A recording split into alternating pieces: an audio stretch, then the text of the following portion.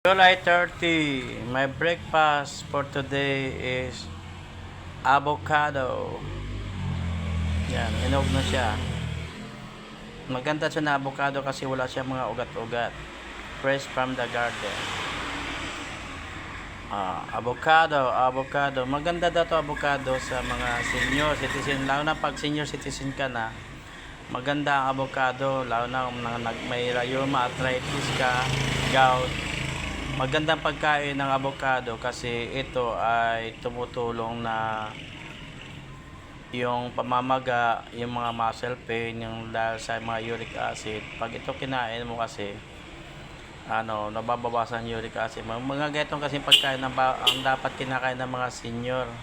Hindi ka magkaka-uric acid. Mga prutas, gulay. Iwasan nyo na yung baka, baboy, yung mga red meat, kambing, kasi yan, nakaka-uric acid, mga laman loob. Ito avocado, napakaganda siyang kainin, good for your health, energy. Tapos itong buto ng avocado, tadtarin nyo siya ng pino, wag naman i-blender, pino lang. Tapos ilagay mo sa bottle, lagyan mo ng oil, yung virgin coconut oil.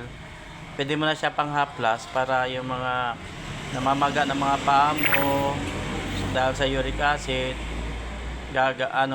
mawawala yung pamamaga. Tsaka maganda to pang haplas, mga lamig-lamig, ubo, sipon.